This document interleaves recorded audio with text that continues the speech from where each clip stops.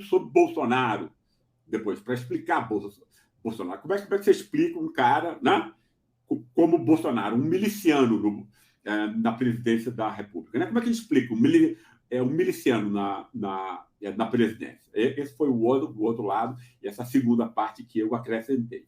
Para que a gente entenda, Solon, como se deu essa transformação de racismo em falso moralismo, né?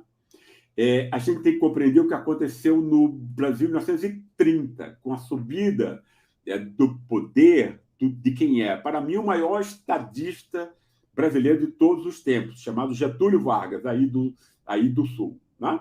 Se Lula é o maior líder popular da história brasileira, eu acho que Getúlio Vargas merece o título de maior estadista que esse país já teve. Né? Por que isso? Por duas razões. Primeiro, ele não só pensou uma nação moderna, pujante, industrial, né? Construiu um Estado, as instituições de Estado racionais e tal, que existem até hoje, pesquisa, Petrobras, etc., etc., né? Mas também ele fez uma coisa que ninguém mais fez, e que, para mim, foi a falha do PT quando assumiu o poder. Né? Que foi o quê? Vargas sabia, né, que você não vai modificar um país, a sua estrutura social, sem você mudar culturalmente como esse povo se interpreta, percebe? Né? Até 1930, né, o brasileiro, isso todos os intelectuais, Solon, todos, sem exceção, e todos os políticos eram racistas. Né? Mesmo quem tinha um bom coração, como Joaquim Nabuco, etc., que queria mitigar o sofrimento dos ex-escravos, etc., mas ele achava que o negro era inferior, percebe? Né? Essa era a forma como o Brasil se via até 1930. Então, o problema brasileiro era definido pelo estoque de pessoas negras. Entende? Como você tem muito negro e muito mestiço, esse país não pode dar certo, está condenado, né? A uma espécie de lata de lixo da história. Né? Isso era dito das mais diversas maneiras. Né? Gilberto Freire, né? Outro cara que é mal compreendido, né? Embora ele seja conservador e tinha as suas peculiaridades, mas ele era ambíguo, né? E ele construiu contra essa tradição, né, a noção do bom mestiço, que é o que vai estar na cabeça de todo brasileiro hoje, quando ele pensa de algum modo positivo sobre o que é ser brasileiro. Entende? Essa coisa de que você é mais hospitaleiro, a sexualidade exuberante, né? A tolerância cultural, a abertura cultural, e tal, entendeu? Tudo isso foi inventado por Gilberto Freire. Não existia antes dele. Essa noção do bom mestiço, né, é uma forma de quê? Você retira o povo da lata de lixo e diz, não, ele tem até virtudes que outros povos não possuem. Percebe isso? Se torna ao menos ambígua essa relação. Vargas, inteligente como ele era, percebeu que isso era fundamental para o contexto de mudanças que ele gostaria de implementar. Né? E aí, com base nessa ideia, ele vai montar o quê? Ora, é uma nova identidade nacional, né? Ou seja, reconhecer que a identidade nacional brasileira ela é montada pela matriz africana e que a gente não deve se envergonhar disso, o contrário, deve se orgulhar disso. É nesse contexto que há o quê? A descriminalização das práticas religiosas, culturais africanas, o samba, o futebol praticado pelos negros e não mais pelos brancos da elite como esporte nacional, etc. Ou seja, você dá uma nova autoestima ao povo. Foi isso que Vargas quis construir. Né? Obviamente, aí alguns vão dizer, mas isso não construiu uma democracia racial. É óbvio que não construiu.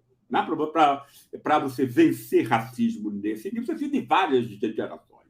Você precisava ter vários Getúlios, um atrás do outro. Né? A gente não teve. Foi abortado antes. Agora, pelo menos, Getúlio conseguiu o quê?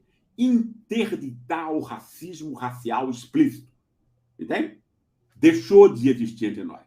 Ou seja, aí o racismo vai assumir uma forma o quê? Encoberta, o racismo cordial brasileiro. Né? Você continua racista, mas você não pode assumir isso na esfera pública. E é importante que você não assuma na esfera pública. Percebe? Os Estados Unidos só vão conseguir isso nos anos 60, né? Com o movimento pelos direitos civis. Ora, isso construiu um enorme obstáculo inicial para a dominância ideológica das elites baseada no racismo, percebe? Né? Tanto que essa elite, e especialmente a elite de São Paulo, né, que não é nem pior nem melhor do que nenhuma outra, é só a mais rica e a mais importante, e que vai dominar todas as outras elites, né? É essa elite de São Paulo que não queria Vargas, porque ela quer roubar o orçamento público só para ela, como todas as elites que nós tivemos, né? Ela quer expulsar Getúlio. Né? Sim, mas ela vai expulsar Getúlio como? Se ele é tão popular. E se até a classe média branca caiu nos colos de Getúlio, como no Rio e em São Paulo. Né? Percebe? Essa elite tenta uma reação militar e perde a guerra. Né? Entende? Olha, aí ela vai ter uma ideia que é diabolicamente inteligente. Ela vai pensar, eu tenho todos os jornais, eu tenho as universidades, inclusive essa elite de São Paulo vai criar a universidade mais importante, que é a USP, né? Entende? Para servir de uma instituição ideológica para legitimar o domínio dessa elite. Apesar de ter gente muito interessante lá, é inegável que a USP vai desempenhar esse papel e as outras universidades vão seguir esse mesmo modelo. Entende? A gente vai criar uma inteligência elitista, né? Que vai fornecer o material para uma empresa que já é dessa mesma elite. Ela vai reproduzir isso. Né? E que ideia é essa que ela vai reproduzir? Aí ela foi construída pela mente brilhante, né, do pensador brasileiro mais importante que vai influenciar todos os outros, chamado Sérgio Buarque de Holanda. O que é que Sérgio Buarque vai dizer? Quais são as duas ideias mais importantes dele? Ele vai definir o tipo brasileiro não mais como Gilberto Freire, como sendo um bom mestiço, ambiguamente positivo, né? Mas como sendo o quê? O homem cordial, o homem dos afetos. Né? O que é o homem dos afetos para Sérgio Buarque? É o contrário do protestante americano. Ou seja, ele é preguiçoso, improdutivo e, cereja do bolo, corrupto e inconfiável. Percebe? Supostamente como produto de uma herança cultural da corrupção portuguesa da Idade Média, que é uma bobagem monumental, porque não existia corrupção na Idade Média, no sentido que nós utilizamos hoje, simplesmente porque não tinha noção de bem público que pode ser roubado por um particular, meu Deus. Né? Então, a noção de bem público nasce na Revolução Francesa. Por quê? Porque aí você pode compreender que o povo pode ser o proprietário dos bens do Estado, e não mais sempre o rei. Isso não existia antes da Revolução Francesa. Mas toda a historiografia brasileira, Raimundo Fauro, etc., e tal, vai interpretar a história do Brasil como sendo uma história da corrupção que vem de Portugal. Tá? E aí vai criar o quê? Uma população também inconfiável e corrupta. Só que, veja bem, isso é importante, né? Entre 1880 e 1930, vai chegar em São Paulo e no sul do Brasil, como Rio Grande do Sul, por exemplo, né? Uma legião de brancos que vão ser importados. Né? Você vai criminalizar e marginalizar os negros, e você vai chamar os brancos, né? Portugueses, italianos, espanhóis, alemães, etc., né? Para povoar e embranquecer o país. Né? Esse pessoal são 5 milhões até 1930, muita gente para o tamanho da população do Brasil nessa época. Tanto que São Paulo e o Sul vão ser um outro país, um país branco. Né? Entende? Quer dizer, quando o resto inteiro é mestiço e negro, percebe? Esses brancos que vão vir da Europa, eles não vão se sentir brasileiros. Como até hoje eles não se sentem, Paulo, se nós formos ser sinceros. Né? Esse pessoal se sentia, como se sente até hoje, superior, por conta do nomezinho estrangeiro que tem, do que no restante da população, percebe? E a elite vai se achar empreendedora americana, porque na mesma época, 1930 e 20, em São Paulo, se desenvolveu uma ideologia maluca de que o bandeirante é uma espécie de equivalente funcional do protestante ascético, percebe? Não? Quer dizer, a gente não pode entrar nisso aqui agora, mas eu desenvolvi isso em detalhe no livro. Então, a elite se vê como americana, a classe média branca que vai ser construída nessa época se vê como europeia, e aí, obviamente, quem é o povo aí que é ladrão e só elege político ladrão? É ladrão. Os 80% que são mestiços, pobres e negros, obviamente. Né? E Sérgio Buarque vai construir um outro conceito que é o patrimonialismo, ou seja, ainda vai dizer que essa tendência desse povo ladrão vai se manifestar no Estado, na política, percebe? Ou seja, vai criminalizar o Estado, criminalizar a polícia. O grão de verdade que tem dessa mentira, que invisibiliza o real assalto que é feito pela elite no mercado. Tá? Entende? Quer dizer, a mala da JBS vai para Temer e para a AF. Quem compra e promove a corrupção no Estado é a elite predatória brasileira.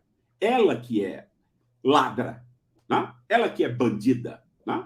Mas aí, se você diz que todo mal vem do Estado, da política, etc., como o Sérgio Buarque, a imensa maioria dos intelectuais brasileiros percebiam e percebem, né? Então você vai o quê? Você vai criminalizar o povo, o voto, quem quer que esse povo escolha como seu representante, como Vargas e como Lula, né? E vai invisibilizar o assalto da elite brasileira sobre o seu próprio povo.